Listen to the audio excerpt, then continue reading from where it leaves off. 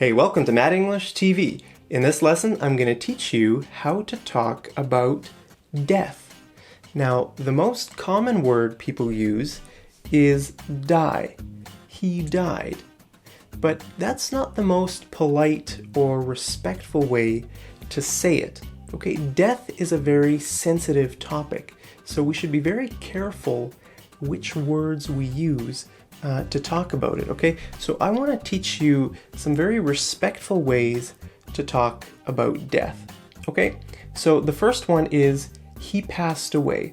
Okay, this is the most common way to say it, and it's very respectful, and actually, this is the only one you need to know. So if you only want to remember one, then just remember passed away. Okay, so you could say, hey, I'm so sorry to hear that your grandma passed away. Okay, that's much more respectful than saying, I'm so sorry to hear that your grandma died. You could say died as well. It's not too bad, but if you want to be a little bit more respectful, you should say passed away. Okay, sometimes you'll also hear people say these ones here. He lost his life, or he's in a better place now, or he breathed his last.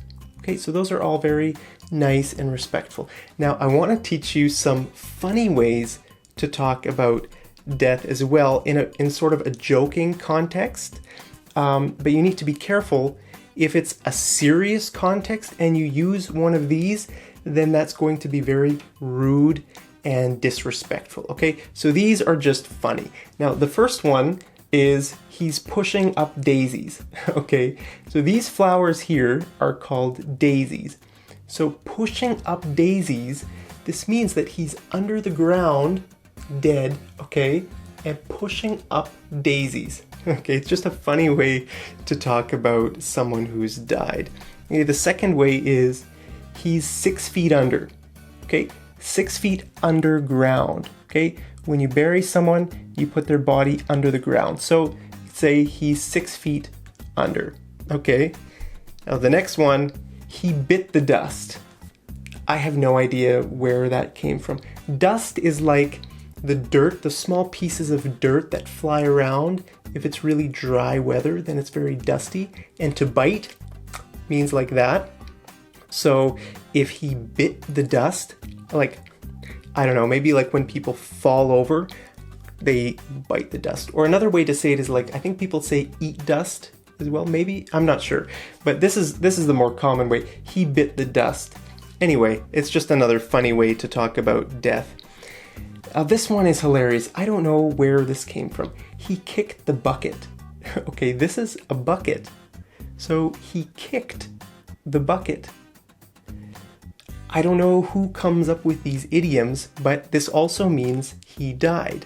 Okay, now this one is even more funny, I think. He bought the farm. Okay, that means he died. He bought the farm. But this could also have a normal meaning, right? To buy a farm. Anyone could buy a farm, right? Like if I say, my grandpa bought the farm 10 years ago, that could mean he paid money and bought the farm, or it could mean he died. Okay, so I want you to remember, when you hear this phrase, bought the farm, it could mean death. Just listen for it, okay?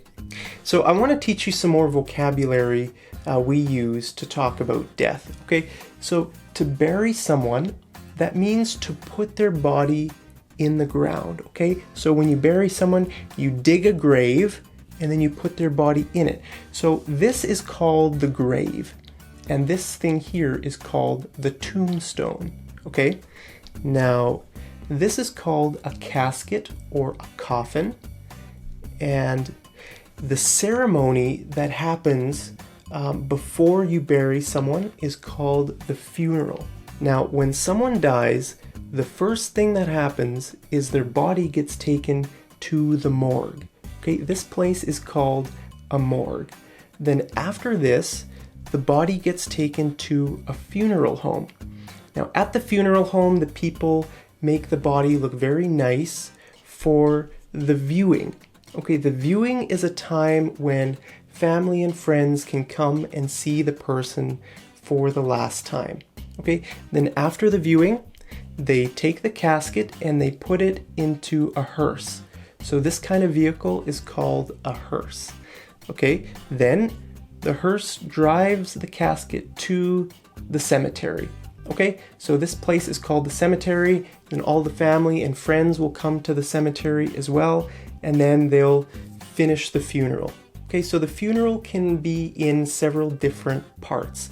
It might start in a church, and there might be a viewing, I don't know, in a funeral home maybe, or at the church. And then this is the last part of the funeral. Okay, they put the body into the ground. They might read some words from the Bible, or they might, I don't know, there's some different things that people do. But this is the end of the funeral. They put it in the ground, they put dirt over the casket, and then it's finished and people go back to their homes. Okay, so some people don't choose to be buried. They choose to be cremated. Now, cremated means that their body gets burned until it becomes ashes. Okay, so that process is called cremation. And the place where it happens is called a crematorium.